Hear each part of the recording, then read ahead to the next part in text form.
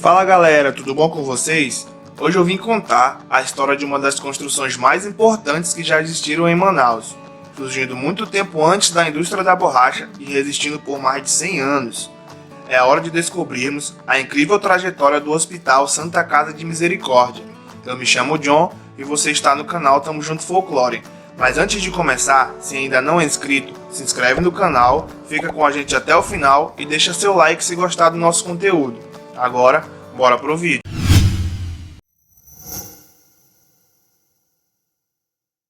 A história da Santa Casa começa antes mesmo de Manaus se tornar uma cidade. É na província da Barra de São José, que também é chamado de Forte da Barra de São José, que foi criado o primeiro modelo do futuro hospital, em 1853, onde o governo aplicou uma verba inicial de R$600 mil, que convertidos para o real somam mais ou menos R$10 mil. O projeto foi instalado em uma casa alugada, já que a ideia era de oferecer serviços hospitalares e não de construir um hospital. E o formato de atendimento é semelhante ao das UBS que conhecemos hoje, atendendo a parte da população com poucos recursos, ou seja, os pobres, os moradores de rua e até mesmo os prisioneiros. Um ano depois, a verba que era cedida para a Casa de Misericórdia aumentou para 1.000 contos de réis, que hoje vale cerca de R$123 mil. E nessa época, a casa já era uma referência hospitalar. Depois de um tempo, em 1869, duas grandes epidemias atingiram a província, a epidemia de bexiga e de varíola, onde a casa e as outras instalações não comportaram a grande demanda de doentes, que em vários casos foram tratados em hospitais improvisados e em enfermarias militares. E com a grande falta de estrutura, a saúde entrou em um colapso, parecido com as situações atuais que enfrentamos hoje na pandemia do Covid-19, só que em proporções bem menores. Quando as crises das duas epidemias passaram, o governo sentiu a necessidade de ter um hospital para atender a população. Foi então que em 1870 a casa iniciou seu primeiro processo de expansão, tendo uma lei aprovada pelo presidente da província, o senhor Clementino José Pereira Guimarães, que autorizava a compra de um terreno que custaria 2.785 cruzeiros, moeda que antecedeu a entrada do real na economia brasileira e uma das moedas de menor valor já utilizadas no Brasil. Por exemplo, o valor do terreno, que era de 2.785 cruzeiros, convertidos para o real, somam apenas R$ 1,09, e o valor da construção do edifício, que era de 1.300.000 cruzeiros, são meros R$ 4.722,27. Em 1872, surgia a Irmandade de Misericórdia, entidade que iria assumir a administração do hospital até o seu último ano de funcionamento. E no mesmo ano, o terreno em que o hospital seria construído, que inclusive era no mesmo lugar em que a casa já funcionava atualmente, foi solicitada a posse no Ministério de Agricultura, Comércio e Obras Públicas, mas sendo concedido somente em 26 de outubro de 1873. Também em 1873, os blocos de cantária, que iriam compor a frente do edifício, as ombreiras, as vergas e os peitoris de mármore branco foram encomendados de Lisboa, em Portugal. E a estrutura total do edifício, que era um prédio de 2 andares, iria oferecer um salão nobre, jardins, estruturas de parede com pé direito alto, centro cirúrgico, capela em estilo gótico, apartamentos e enfermarias que juntos somariam 80 leitos. E após 10 anos de construção, o edifício foi entregue à Irmandade de Misericórdia, pelo presidente da província, Domingos Monteiro Peixoto, o Barão de São Domingos, em 16 de outubro de 1880, que transformou a Casa de Caridade em Hospital de Caridade. Chegando a esse ponto da história, eu já consigo explicar para vocês uma curiosidade sobre as datas de fundação do projeto e de inauguração do hospital. Nas pesquisas que fiz, diz que em 16 de outubro de 1880 foi fundada a Santa Casa de Misericórdia em Manaus, mas na verdade a Santa Casa foi fundada com o projeto de Casa de Caridade em 1856, quando Manaus ainda era uma província, e a inauguração do hospital completo que foi realizada em outubro de 1880.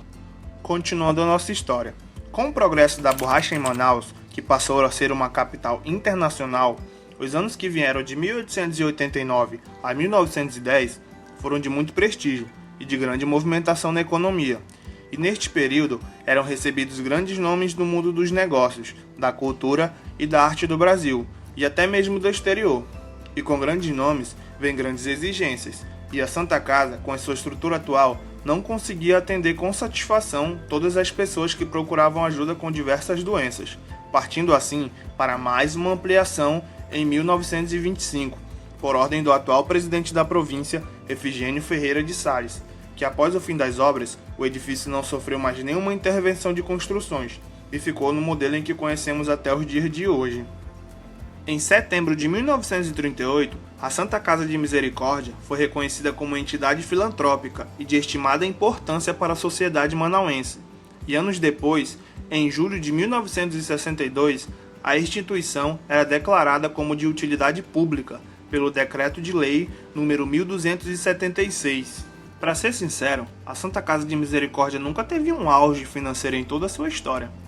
Desde o ano de 1856, quando foi fundada, o projeto sempre recebeu poucos recursos financeiros do governo, e após se tornar um hospital de grande referência na cidade, os custos aumentaram ainda mais e, com isso, as dívidas também. Por inúmeras vezes, ao longo de 124 anos, foram criadas leis que cediam grandes quantidades de dinheiro para sanar as inúmeras dívidas do hospital. E mesmo com muita ajuda, as dívidas sempre voltavam e o hospital, que era tão importante para Manaus, continuava trabalhando com baixos recursos. No ano de 1998, a administração do hospital sofreu um grande e duro golpe, quando o convênio que mantinha o hospital e cedia R$300 mil mensais foi encerrado pelo governo, dinheiro que era utilizado para manter o quadro de 308 funcionários e os serviços mais básicos de atendimento. O restante das despesas eram pagas através de doações da sociedade.